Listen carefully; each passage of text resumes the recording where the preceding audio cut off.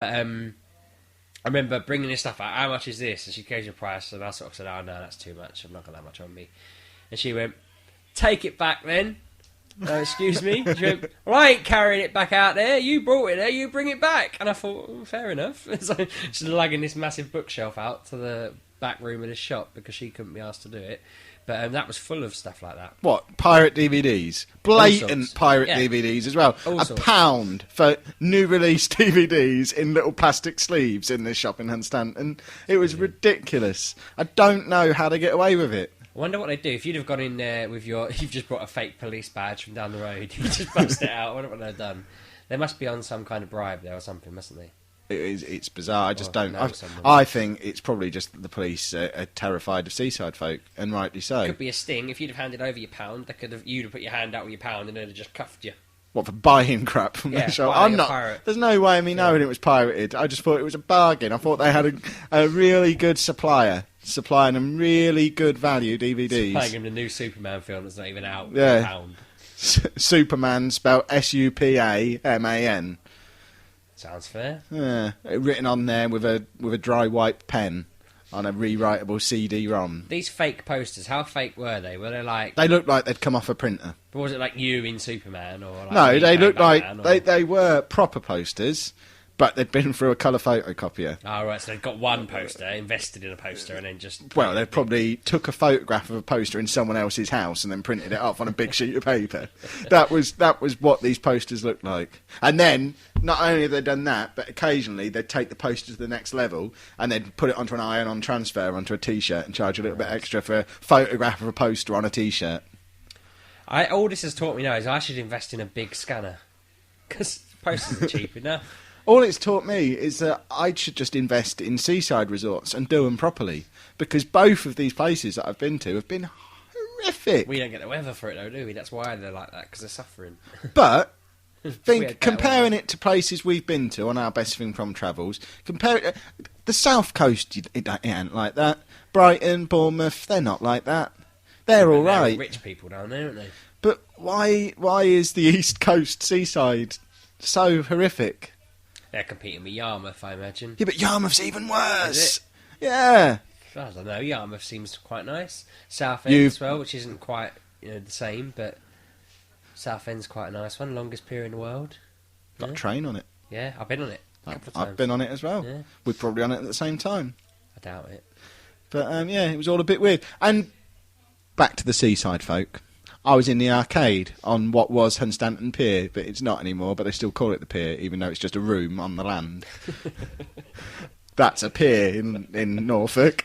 Jesus. It's bizarre. But I went in there on the 2p machines, as you do, and might I add, my youngest Sproglet, he's bloody good at 2p machines. When we went to Skegness, gave her a quid in 2p's. She came out with a little ship in a bottle that she'd won off the 2p machines.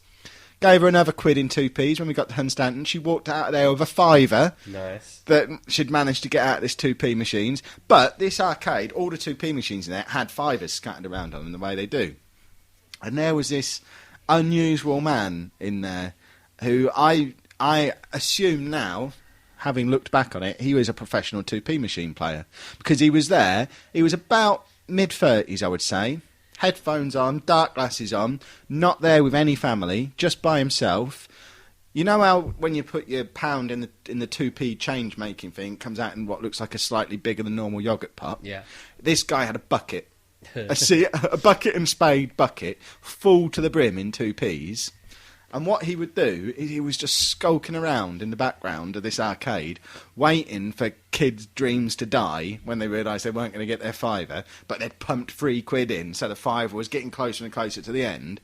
And he would then just march forward and just start pouring money in. He'd actually get 2 stacks of 2p's, one in either hand, and he'd just be feeding them into the machine with his thumb. He had a system. He had a motion and a system, and he'd just pump that machine with 2p's until the fivers came out. While I was there, I watched him clear out 3 fivers. The man is a professional 2p machine player. He takes it seriously. Surely he's only made 15 quid out of about 4 hours work. I was only in there 20 minutes. All right, okay, fair enough. I think I Not can that I only thought you were in there assume. for 4 hours, but go on. Yeah, I reckon he turns up with his dole money on a Wednesday when his dole comes. He goes and gets himself £65 worth of 2p's, and that's it then. He's any other money he lives on for the next 2 weeks, this is all fivers out of the arcade. And he just wanders in there with his bucket on a Wednesday afternoon, and he just starts feeding the 2p's in. And that's paying for his drug habit, I assume. Every time I go to an arcade at the Seaside, I'm wandering through and I'm thinking, I'm not going to change them, I'm not going to bother, I'm going to let them have their fun and I'm just going to kind of poot around and watch it. And every time without fail, a machine, I'll be passing, I'll notice like a quid in it or whatever, I end up putting that in the machine thinking, yeah, I'll have to go quickly. Fiver comes out, I'll put that fiver in, turn it, and it's bizarre. It's like I'll suddenly just start generating money out of nowhere. And I think I've told you this story before, but I'm going to carry on with it because the listeners probably haven't heard it. But there's a time I was in Wales and went to an arcade at a beach, and there was a 10p in it, and I stuck it in, and it just come up, hold, and I hit it, bang, bang, bang. Press start. I don't even know why, I just noticed it had, and a quid comes out. So I thought, oh, brilliant. So I thought, I'm not going to set the quid, and I put another 10p in. Hold. Brilliant. Start, another quid comes out. So I had a system where I put 10p in, and a quid falls out, and I do nothing but that.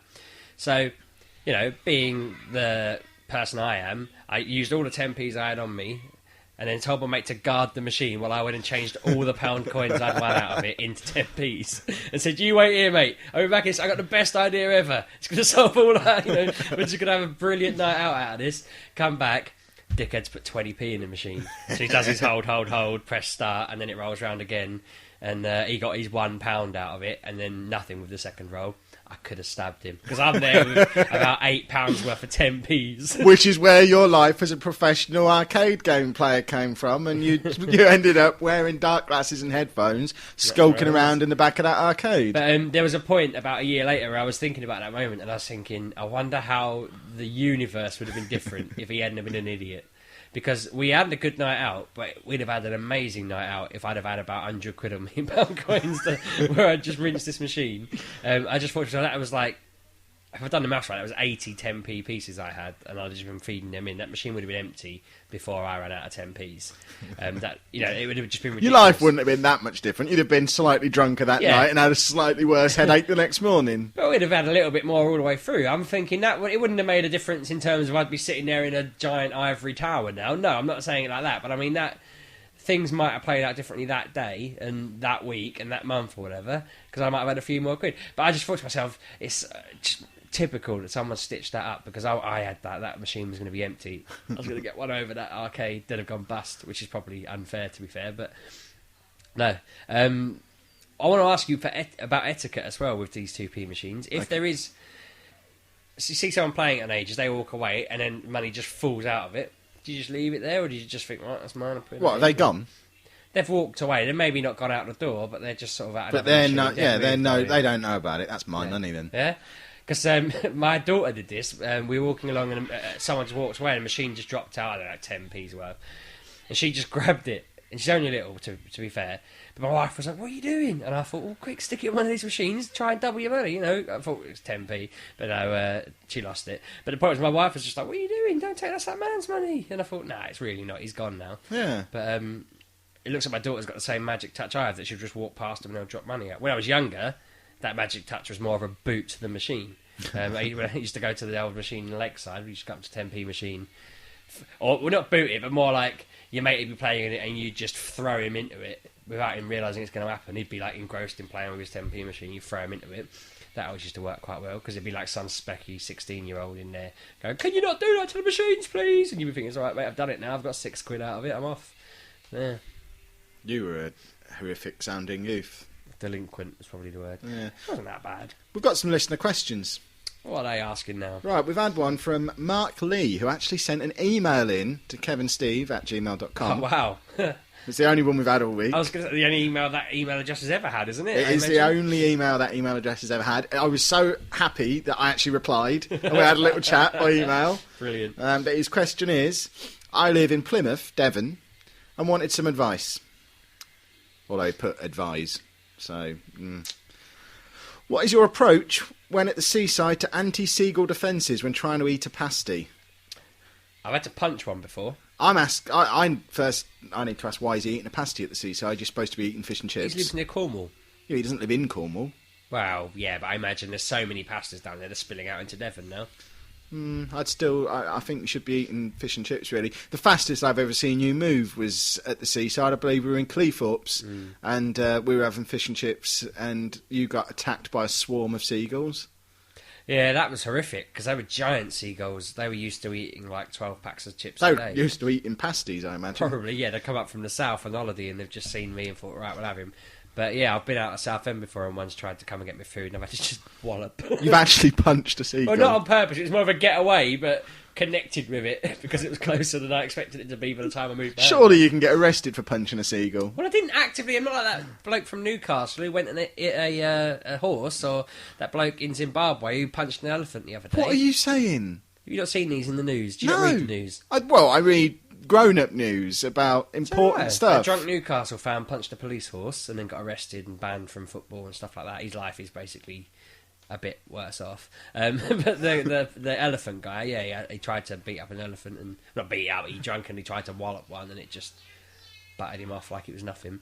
But see, I'm not like them. This seagull tried to steal from me, them. and I went, get away, like, ugh, and just walloped it one and thought, oh shit, my hand. Did it fly off or pass out? Yeah, no, it didn't just go, and die. It flew snap off. Its neck. Yeah, that'd be awful. It's now suing someone for whiplash because it got home that night and thought, it could be my cold, but actually my neck's quite sore now. It could be when that moron punched me in the face for trying to eat my dinner.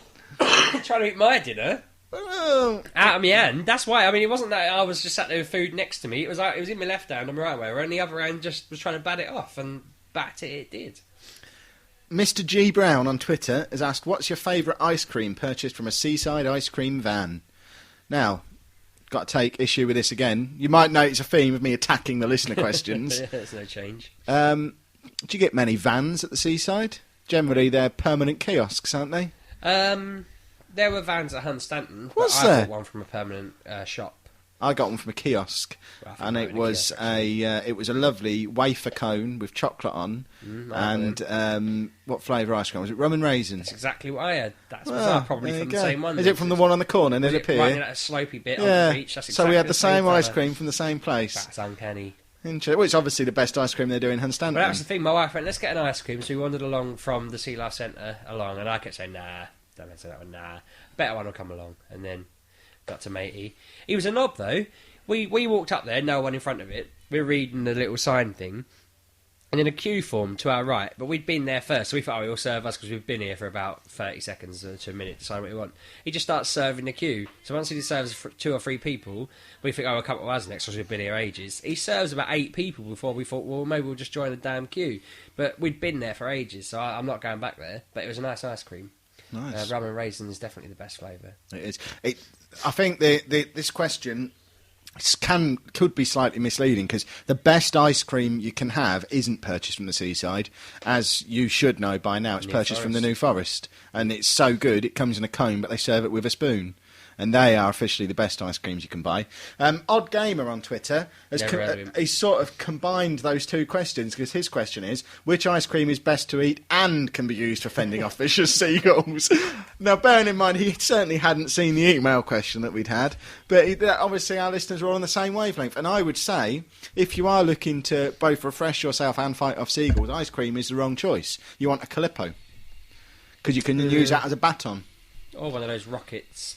Yeah, anything hard and frozen, really. I just look at it and think that's a rocket. I don't want that firework going off at me or something like that. One of those, you know those Smarties ice lollies you get where it's got, it's like, well, hear me out, sir. You don't need to eat the Smarties. The Smarties are actually your ammunition because it's basically a tube full of ice cream and the stick is a smaller plastic tube full of Smarties. What I'm proposing that you do is push the ice cream up, eat the ice cream, bite off the end of the plastic tube and use it as a pea shooter to fire Smarties at oncoming seagulls. You can get those, they're Calypso things again, but they're little balls, aren't they? You can throw them at them. They're horrible though. Don't eat them. No, I don't approve of them. Crack them up, pour a bit out, a little bit of the seagull and run. Fleishy on Twitter, what's the best way to avoid getting sand in your sandwich apart from not taking one? Again, you're missing the point at the seaside. What you got sandwiches at the seaside for? Fish and chips? We were going to have fish and chips later on. We didn't in the end. Cause Did you eat your sandwiches on the beach? No, we ate them at the Sea Life Centre. Did you? What did you have in your sandwiches? Did you take them with you? We had Did you make too them at much home, or food. did you buy We them? had we brought them from home. Sorry, but we had loads of food. My wife said, "Oh, I've prepared a little picnic," and I thought it was the baby doesn't eat. My daughter has a little. Yeah, but you're a very fat man.